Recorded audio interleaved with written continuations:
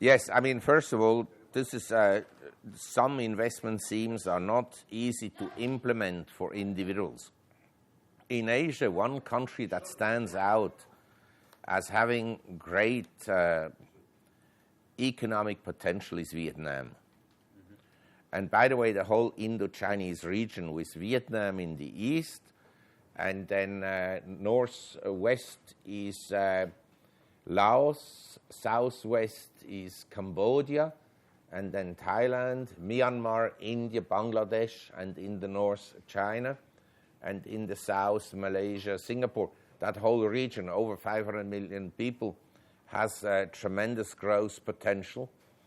And Cambodia at the present time is a boom town, it's a boom country, because it's also politically related. The Japanese, Koreans invest a lot of money, as well as the Americans and the Chinese, so they all compete essentially because Cambodia is strategically important.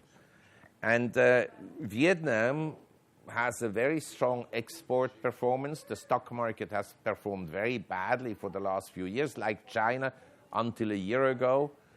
Properties have come down, but in my view, they're now bottoming out. The Vietnamese people are hard-working people, not like, say, easygoing like the Thais or the Indonesians, Filipinos. So I believe the country has a great potential. Number two, with the agreement with Iran, I think the future of southern Iraq is guaranteed. In other words, from Baghdad south, that whole region where the oil is in Basra, that is Shia, their political future is essentially guaranteed.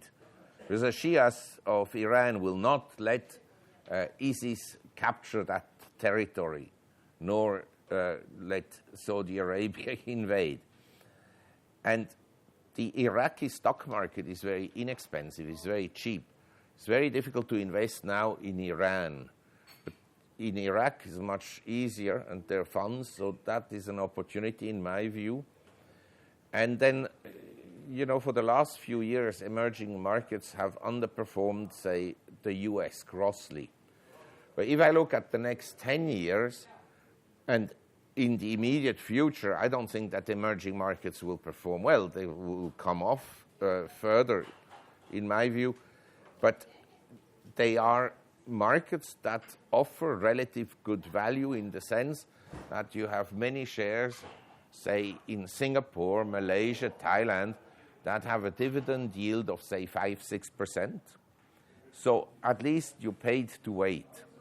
It's not yet at a very attractive valuation level, but is reasonable. You know, in a world of inflated assets.